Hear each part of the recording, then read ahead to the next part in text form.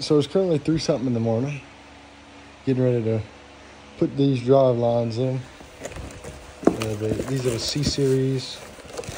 So they have like the actual boot, like a CV boot.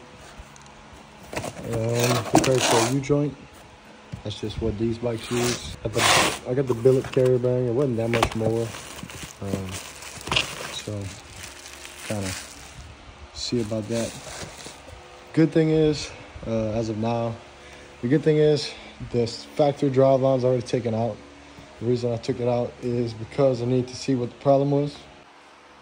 So the problem with my factory drive line is when I was driving, it was vibrating real bad, and because of this boot here, or this CV, whatever you want to call it, this joint is all twisted up and I guess broken on the inside.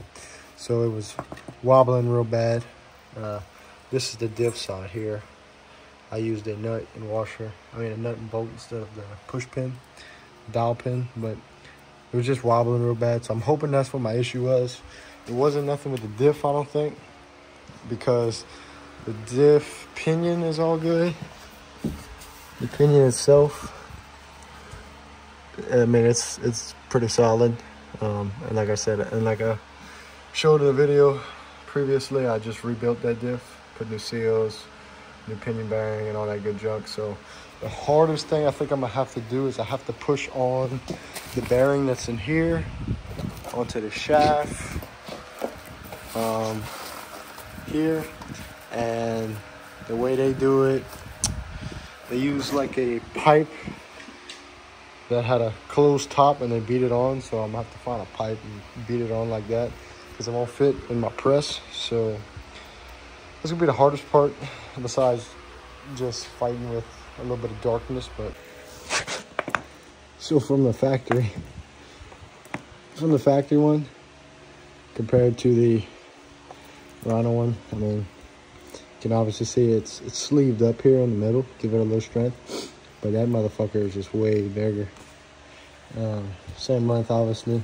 Your joint is more in the back here than here, so I guess that maybe gives it a little more play. I'm not too sure what they would do that for, but it's the same length, so that's good. Means I got the right one.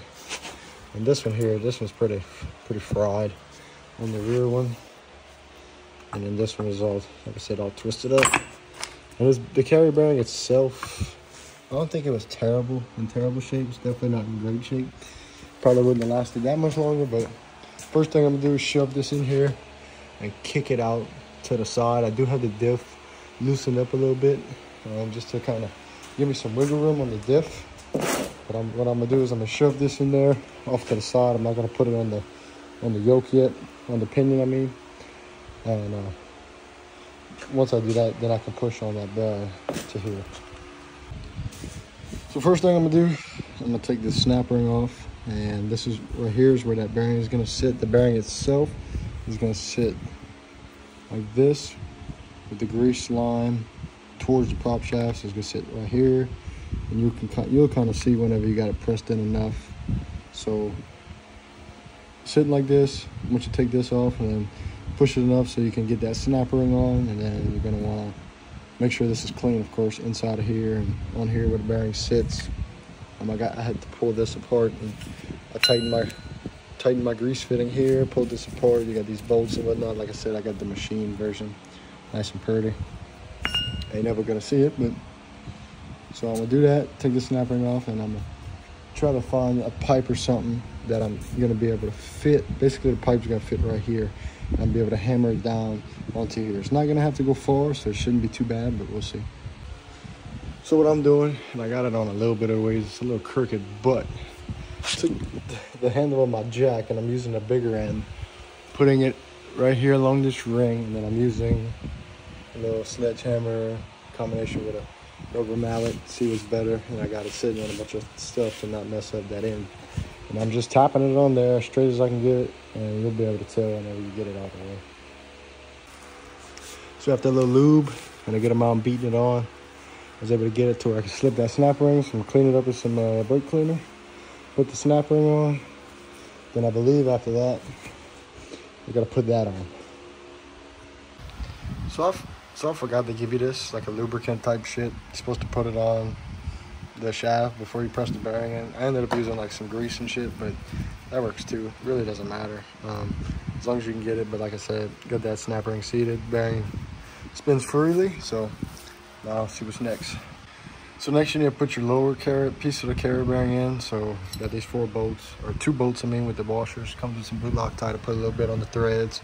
And the part that's machined down, so it's a little shinier here, is gonna go towards the front. Just start it a little bit, and that way it's in there, and then that way you can set that bearing onto this. So I got it started a little bit right there.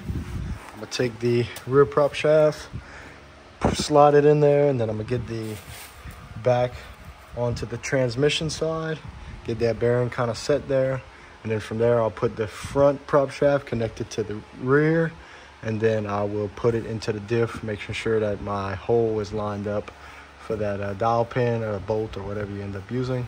Then you can put that cap on. Okay.